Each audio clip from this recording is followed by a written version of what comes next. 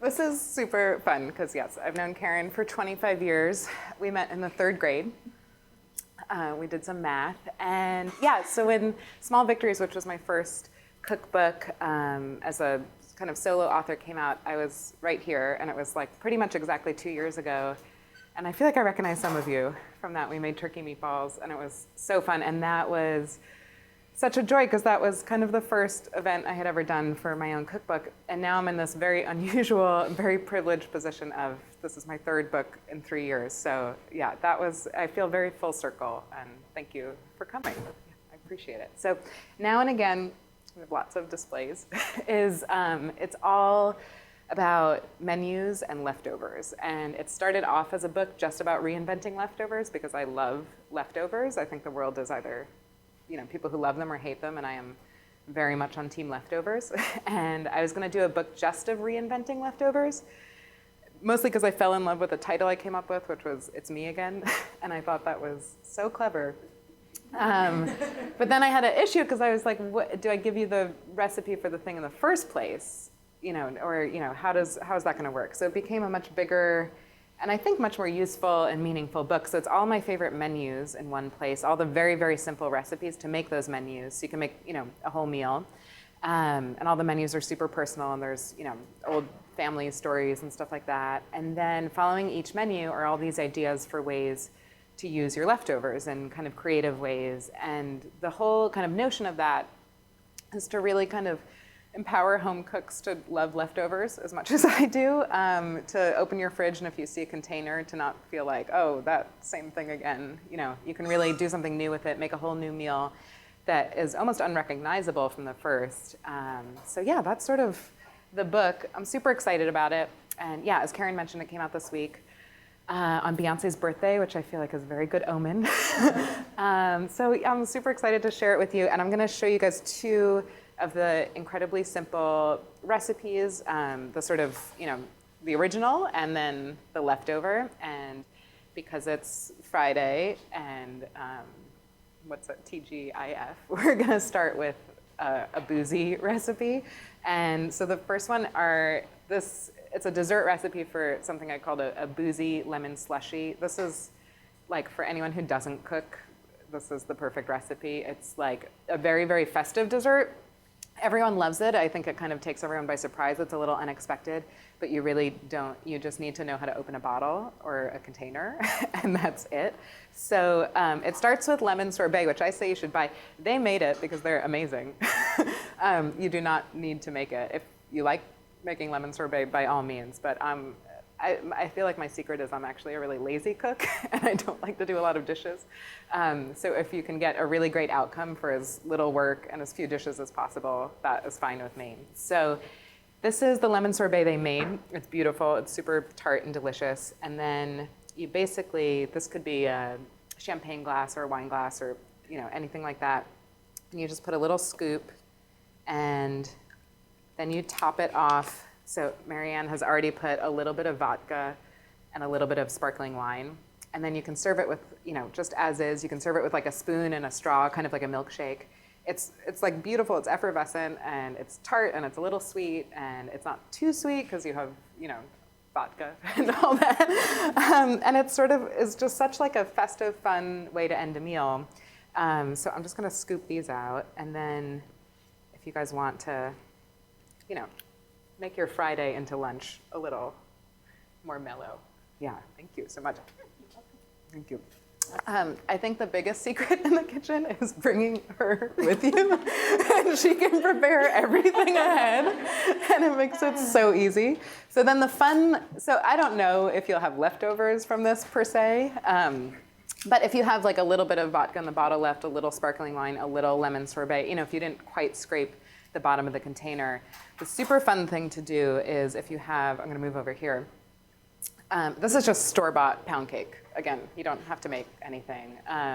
You obviously can make it if you'd like, but if you slice it, and then if you put, we're just gonna do little pieces. And then this is a little bit, that mixture I just made, the lemon sorbet, vodka, Prosecco, now it's kind of melted. It's not as like cold and refreshing, but it's still perfectly good. So then you just pour it over your slice, and you just let that sit a little bit, and I feel like I should have done the other cup, but you just let that soak in, and it makes this like delicious lemony pound cake, and you can serve that with vanilla ice cream or whipped cream, creme fraiche, something like that. Again, a really, really lovely dessert, and you're not wasting, you know, that little bit that might be left. And in a sort of interesting way, Now and Again is totally a book about food waste without ever kind of overtly saying so, but it's really about just using up everything and kind of seeing, you know, the potential in the sort of the bottom of the jar, you know, the leftover whatever you might have, and it's, you know, seeing the potential in all this stuff, knowing that you can make something, you know, totally new and great, and yeah, not wasting stuff. And I know you guys do amazing, you know, work with that here, which is incredible, because especially on like a large scale at Google, it's like you really can make a big difference.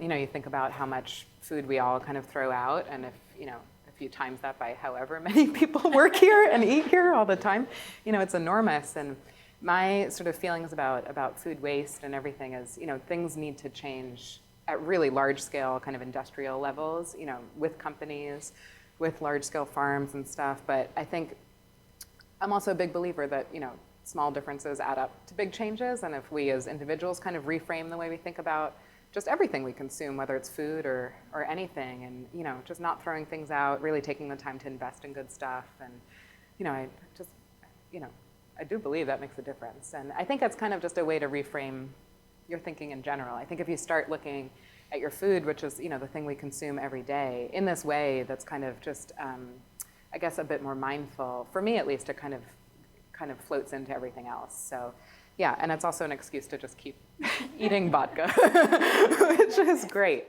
So yeah, we'll pass out the drinks. I should mention, if anyone has a question at any point about something I'm cooking or the book or dogs, I love to talk about my dogs, yeah, at any point.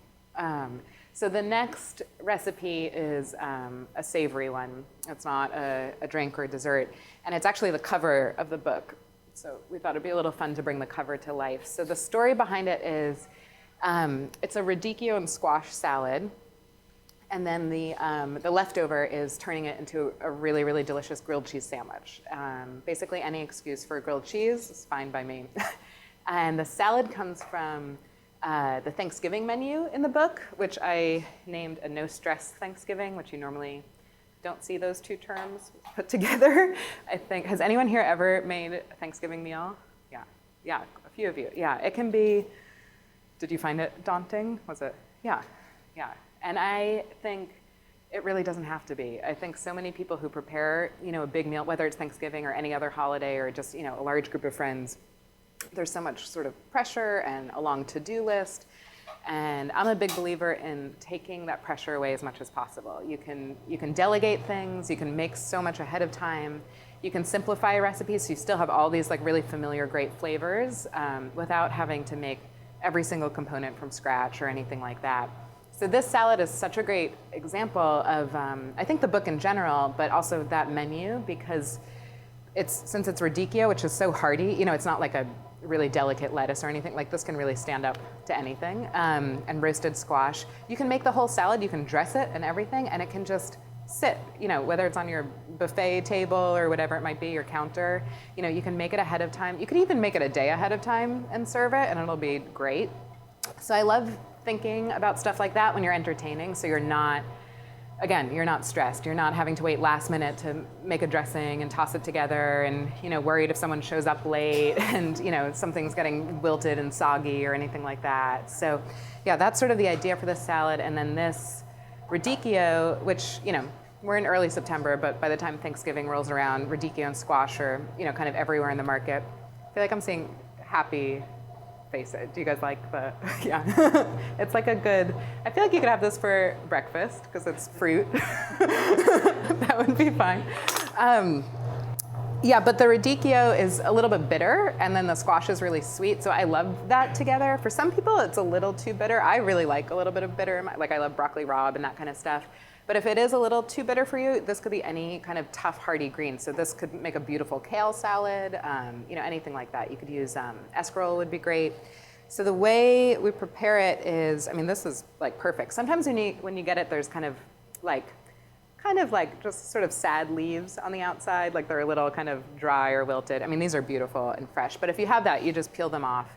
And then with sort of that kind of food waste stuff in mind, you can, what I love to do is keep a Ziploc bag in my freezer. And so when I have like onion peels or, if I'm scraping a carrot and, you have the peel from that, or like the end of celery, which is maybe not something you want to eat, but there's a lot of flavor in there. All those little bits of vegetable scraps and stuff, you go into your freezer, into your plastic bag, and you just put them there. And then you don't have to worry about them, and they're not going to like go bad or get like smelly or anything like that. And when that bag is full of all your vegetable scraps, you just dump it into a pot, cover it with water, and you can make delicious, wonderful vegetable broth that you can use to cook things in. It's like great to cook rice in, or you can add if you buy rotisserie chickens or you make roast chicken, you can put those bones or whatever it might be. And then it's not like every single time you're cooking you have to go make stock, but you can kind of keep your stockpile going. So that's a great tip, but we don't have to do that here because these are perfect.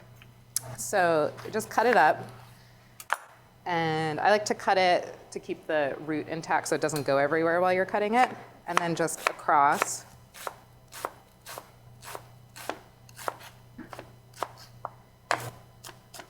And like that little guy could go into your container. And then they have already roasted the squash, which makes my life super easy and is awesome. So this is butternut squash. So with that, because the skin is kind of tough, you can peel it off with vegetable peeler, a knife. You can also buy, peeled squash at the supermarket. I feel like every supermarket these days has those done. I'm all for, if that shortcut means you're going to go home and make dinner, take the shortcut. That is totally fine, like by me. Not that you need my permission. But I think that's kind of the hardest part of preparing squash is just the peeling it, because the skin is so tough. If you can find, which you can, because I feel like you guys live in or near here, and you live, you're working near Chelsea Market and everything. So in the fall, if there's delicata squash, I love the salad with that. It's like the kind of cylindrical one, and it's got sort of striped skin. And I love it because the skin on delicata is super thin, and you don't have to peel it. It's totally edible. It gets like really crispy and delicious. So again, I'm a little bit lazy, so that's my preferred squash because it's just so easy because you don't have to peel it. You just scrape out the seeds like if you were cutting like a melon, basically. You can also make this salad with sweet potatoes, but anyway, whatever you use, sweet potato, squash, whatever kind, just cut it into cubes, toss it with some olive oil and salt, and roast it in like a 400, 425 oven, and just until, I mean, this is perfect. It's like a little bit brown, and brown just means like sweeter and crispier and more flavorful. So yeah, I always find that whenever I roast vegetables or anything, it turns out the best when I forget about them for a little bit and I really let them get brown because I can be a little impatient. So the browner it is, the more flavor. And then the dressing is so easy. So it's a little bit of mustard, and this is kind of my go-to dressing for pretty much everything. A little, I think we did apple cider vinegar. You can use any vinegar. I think in general, use what you have. Like, I hate if I'm gonna make something and someone calls for something I don't have and I feel like I have to go to the grocery store again. Like, if you have any vinegar, just use what you have. Use sherry vinegar, use red wine vinegar. All you're doing is adding acid. So whatever you have, use that. And I feel like whatever you have is probably what you like, because I would hope you wouldn't buy it if you didn't like it. So, if you don't like apple cider vinegar, but you love, I don't know, white wine vinegar, and that's what you have, like, by all means, like, use what you enjoy. So a little bit of that. And then this is maple syrup, but this could easily be honey. You could even use a pinch of brown sugar. You're just looking to add a little bit of sweetness. I like using honey or maple syrup, mostly because they're already in liquid form, so they dissolve really easily when you're making dressings. They also have a little bit more flavor, which is really nice as opposed to sugar. Yeah, they're like, I mean, sugar is sugar, but like they're a little bit healthier. They're a little less processed than, white sugar or something like that. So a little bit.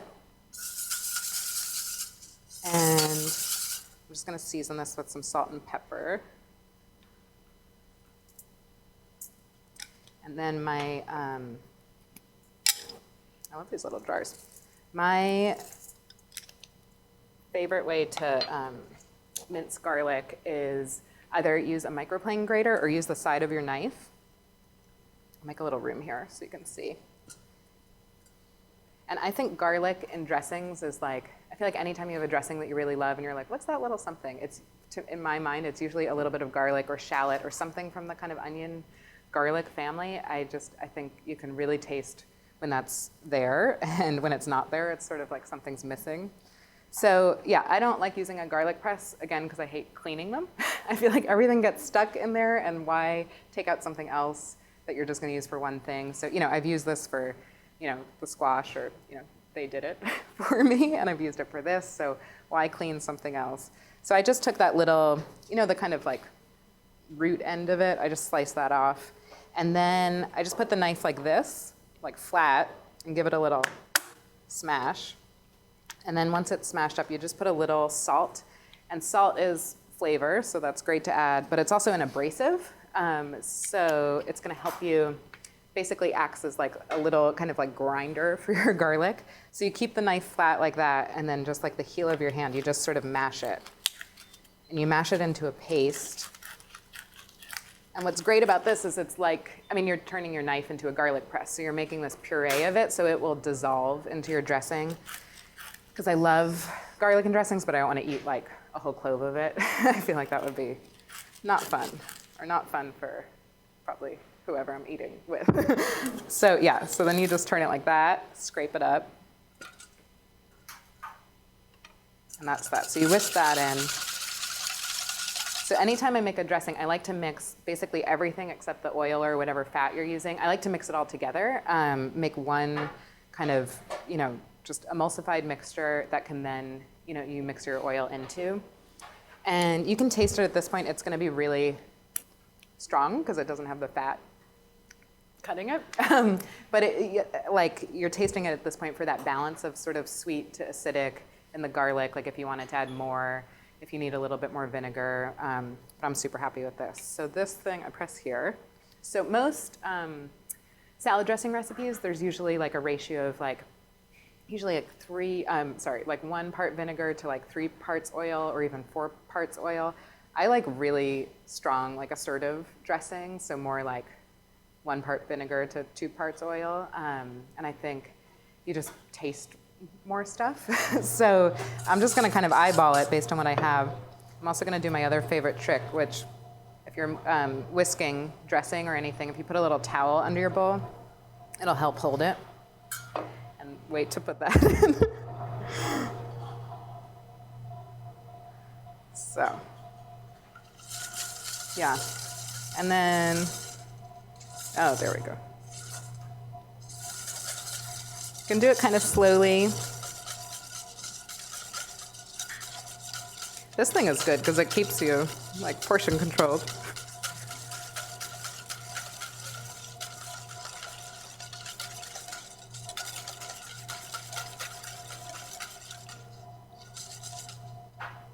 I feel like this is like trying to take a selfie when you press the button at the same time.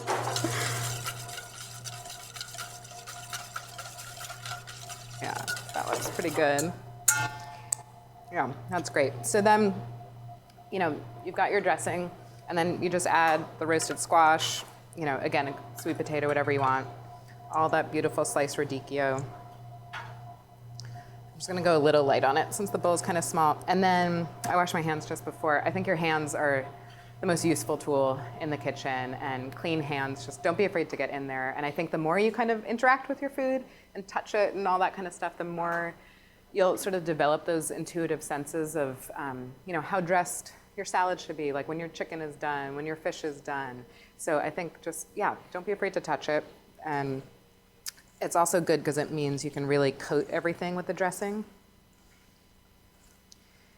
And then, use a bigger bowl so you don't spill it all. But that's it. And that's the salad you guys are all enjoying. And what's awesome is, that can just sit, and it's good, the next day, or you can make it a few hours ahead of time.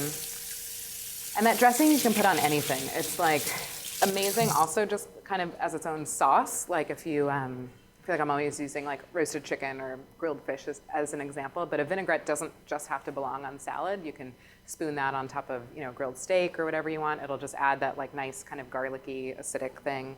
Yeah, you can do a different green, different squash, but super versatile. And also nice for holiday meals to have something really healthy and fresh, because I think sometimes we get a little weighed down with all the really delicious, you know, stuffing mashed potatoes, which I have no problem with, but it's nice to kind of cut it with something acidic and crunchy. And then if you have leftover salad, you know, everyone's had their meal, they've enjoyed it, but there's still some at the bottom of the bowl. Don't throw it out. I feel like salad is one of the things people just get rid of immediately because you feel like, what are you going to do with leftover salad? This one, again, because it is so hearty, it will really kind of stay in good shape. And my favorite thing to do is to turn it into a grilled cheese. And but a few ideas for other, like if you have just dressed greens, like you know, like bib lettuce or something like that, that's going to get really wilted and soggy. My recommendation for that is to kind of lean into it. You know, don't try to fight that texture. And there's an idea in the book. There's a menu actually for a bib lettuce salad. It has a really delicious shallot vinaigrette. And I serve it as part of a meal with a mashed cauliflower that's sort of like mashed potatoes, but much kind of lower in carbohydrates and stuff, which normally I wouldn't, you know, necessarily suggest. But A, it's delicious, and B, my wife Grace has lives with type 1 diabetes. We were talking about it earlier, and it's made a lot of really kind of healthy changes in our homes. But that cauliflower and the salad, if you have leftovers the next day, I suggest turning that into a soup, and then you just put your leftover wilted greens in with it and you puree it, and that wilted lettuce will just kind of wilt into oblivion. But that vinaigrette and the sort of body from the lettuce and everything, it's going to be such a beautiful part of like a really silky, delicious cauliflower soup, and it will season it. So, you know, there is really kind of new life for anything and everything. So grilled cheese, I don't think anyone really needs a recipe for a grilled cheese, but my big tip for it is to really not be afraid of mayonnaise. And I put a little bit on both sides of the bread, and that means the inside of your grilled cheese is going to have some good moisture, you know, like mayonnaise on any sandwich. But it also means that the outside of the bread, I'm not going to put any butter in the pan, and mayonnaise is mostly oil. It's oil kind of like in a solid form. It's held together with, you know, an egg yolk or whatever Hellmann's uses. I have no idea. So when you spread it on the outside, it means that every single bit of this bread is going to hit the pan, and that oil is going to make contact. And when fat and heat come together on something dry like bread or chicken skin, or, you know, if you're roasting it or something, that's when you get really nice brown, delicious, you know, like a crust on something, like butter and pie dough and, you know, stuff like that. So yeah, a little mayonnaise on the outside, a little on the inside. Just, I feel like if you're going to have a grilled cheese, you should really go for it. Like really just, you know, use your mayo and your cheese. And then this is cheddar. But it can be whatever cheese you have. Swiss cheese or like Gruyere is great.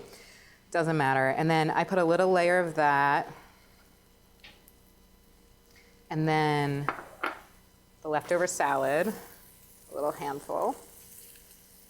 And it just adds a little, you know, not only is it a good way to use that leftover salad, but it also just adds, you know, a nice, wonderful layer to your grilled cheese, a little bit more substantial. I feel like it's a vegetable, so then you can feel really, like, guiltless about eating your grilled cheese. And then I'm just going to turn this down a little because it's hot. Yeah, a little cheese on top, and then, yeah, mayo here for the inside. I just give it a little press, kind of put all that stuff together. That also guarantees that the bottom of the grilled cheese is really like pressing down onto that hot surface and will get super, super crispy. And yeah, when you guys were doing them before, it's like that smell of toasted bread, like bread toasting in any kind of fat, I think is like, you need to sell your house or something, like make a few of these. Yes, cheddar, yeah, but it could be anything. And you can use a mixture too, like if you have like a few little bits of cheese kind of lying around, if you just grate them all and mix them together, that's a great way to use up. Like if you've had a party and, you know, you've served cheese with wine or whatever, and it's like you're left with like the little ends, and it's like, what am I going to do with this? And you're not going to put them out again. Cut off the rind, grate them all, mix them together. I think that's like the best thing. And then, sorry? The rind That's a good question. I have never done that. I feel like I wouldn't recommend that. I feel like it's gonna get a little cloudy. That's a good question though. Yeah, that's one thing I don't have a idea for, the cheese rind. Some things you just let go. Yeah, and so just let that get brown. I'm gonna flip it over because I bet it's brown. And that little piece, sometimes I will purposely sprinkle extra cheese in the pan because that little bit that comes off that's like crispy and delicious is like the best part. So you can do that on purpose and just make extra of that. Yeah, that's perfect. Okay. Yeah, and that is the grilled cheese. So I'm just gonna let the other side get brown. But yeah, I've successfully made a mess. But you've seen two of the recipes that are so simple. The salad, the lemon sorbet, the Boozy slushy that can turn into the lemony pound cake. And just, yeah, you can make things, you can make them more than once. It can be a whole other thing.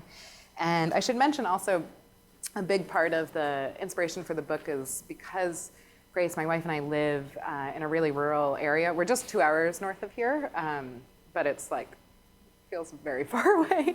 And I grew up like a block from here, and so I grew up with lots of takeout, lots of, a million restaurants in a 5-minute vicinity, and now I live in an area where there's no takeout, and you have to go pretty far to go to a restaurant. But yes, it's beautiful. No, I'm super happy. But it means we eat every meal at home.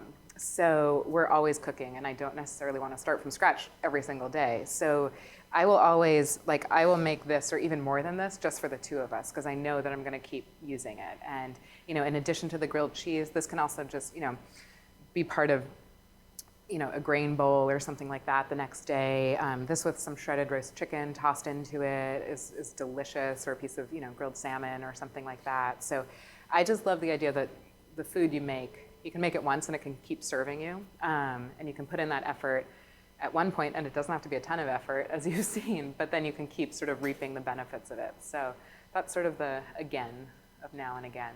And I should probably pull this off, but yeah. Does anyone have any questions? How are you doing? Great. Good. Sorry. Oh, that's okay. Yeah. What might you use instead of radicchio if you don't have that lying around? Yeah, So, I think kale is awesome in here, and I like I think you were talking about you did a kale salad yesterday. I'd be curious what his technique is, but I like to chop up kale, any kind, like the curly one or the dinosaur kale, whatever you have. Chop it up kind of like this, and then I put a little either lemon juice or vinegar and a little bit of salt, and you give it like a little massage. So you just really work it with your hands and kind of break it down, because I think sometimes kale salads, it's like you feel a little bit like a, kind of like dinosaur eating it or something. It's so leafy and stuff. So when you sort of do that step to kind of break it down, that's the only difference I would do if I did this with kale, is to kind of give it that, break it down with a little something acidic, lemon, vinegar, salt, and then just the same dressing, same sweet potatoes or squash, whatever. You can also, this is delicious with arugula, like a box of washed, baby arugula is great. It won't last in the same way because that'll get a little bit more wilty, but that would be delicious tucked into a grilled cheese. So yeah, either of those.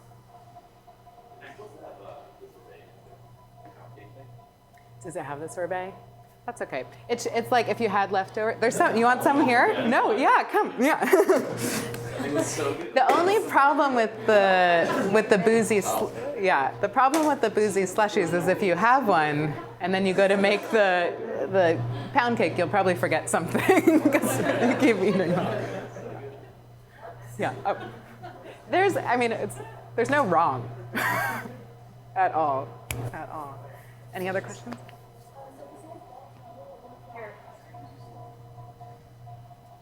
Besides vodka, what kind of other alcohol would you recommend? Yeah, so instead of vodka, would I recommend any other alcohol? You can do this just with a sparkling wine. That would be fine. If you wanted to make it a less boozy. And you can mix it up in any way. I feel like if you can really get creative and have fun. Like an orange sorbet with a little bit of Campari and a sparkling wine would be delicious, kind of like a spritz basically. You can really mix it up. I haven't tried anything in the bourbon category or anything like that. I did actually in Small Victories, there's a really delicious milkshake that has peaches and bourbon in it. So I think of kind of brown liquor in a more ice cream milkshake direction. But yeah, the clear stuff for rum would be delicious. Like a white rum would be awesome. So yeah. Now I'm like thinking of more ideas.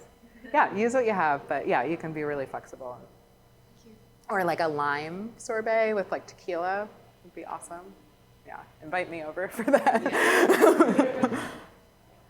I just love that this is a kind of food waste book, but it's not in your face, and it seems really approachable. So I just really like that idea. Thank you. Yeah, it wasn't like that wasn't even like the original idea. And then as I was working on it, I was like, oh, this is sort of the message here that I didn't even quite realize, which I think sometimes is a nice way to, it's a really serious issue. And I think sometimes if you approach it in a way that's just sort of fun is like just kind of a nice way to approach lots of tough stuff. So yeah, thank you. Do you have a question?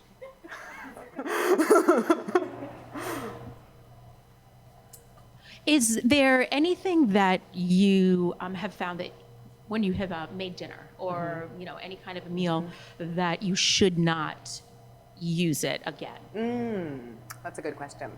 Some things, I would say, the only thing I can think of is if like you're doing which there's not a recipe in the book, but if you're doing any kind of raw fish thing, like if you're making your own sushi or ceviche or something, like I feel like leaving that in the fridge for a week and then making something might be a little questionable. But I have one question that's come up a few times in talking about the book is, I think a lot of people look at leftovers and you think the food's not good anymore, it's not fresh. You can probably speak more to this than I can, like in restaurant kitchens and everything, it's like you make so much ahead of time. Not everything is made just that minute, and so much of cooking is about planning ahead. So, and with that comes the knowledge that food lasts. Like you can make something and put it in the fridge and it's gonna be okay. Like you can hold on to it for a few days. You can hold on to most stuff for like a week. So yeah. Yeah, is there an ingredient in the book that you find is most occurring or the more reoccurring that's like never out of your pantry? That's a great What's question. one thing that you don't run out of or Yeah. that comes up in the book most often? That's a great question. I mean, this is probably really obvious, but I am never out of olive oil. There's not just the bottle on my counter, there's like 2 in the drawer. Because like, to me, the idea of running out of olive oil is like, well, then what do I do? I can run out of anything else and figure it out, that's fine. But like with that, I would be lost. So yeah, olive oil and salt. It sounds really basic, but I really think with those 2 things, you can make anything. Yeah. Just for fun, what's your go-to meal? Lately, what is my go-to meal? Well, so much of this book comes from that I don't love eating the same thing over and over. It's like the reinvention thing. But I would say in general, because it's sort of end of summer, so, where we all live in New York State or nearby, it's like the tomatoes and peppers and everything are so delicious right now. So I do a lot of kind of like chopped kind of Greek-ish salads. So like all different kinds of tomatoes, chopped cucumbers, peppers, and then, big pieces of good feta cheese and vinegar and oil and dried oregano. I love that. And that with like, sometimes we'll like grilled sausages or chicken or something. And to me, that's like a perfect meal. Sounds good to me. Yeah. And then leftovers of that, you can maybe take out the feta, take out your little cubes, but then you can make like delicious gazpacho. Or you can just eat the salad the next day. That's fine. Yeah. Any other questions?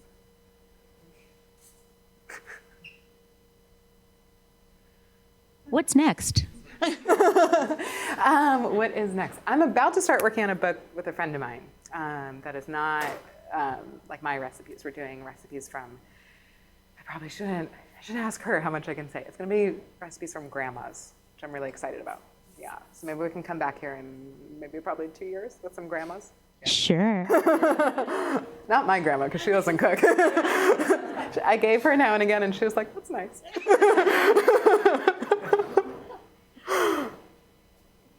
All right, thank you. Thank you guys so much. To Julia. Okay.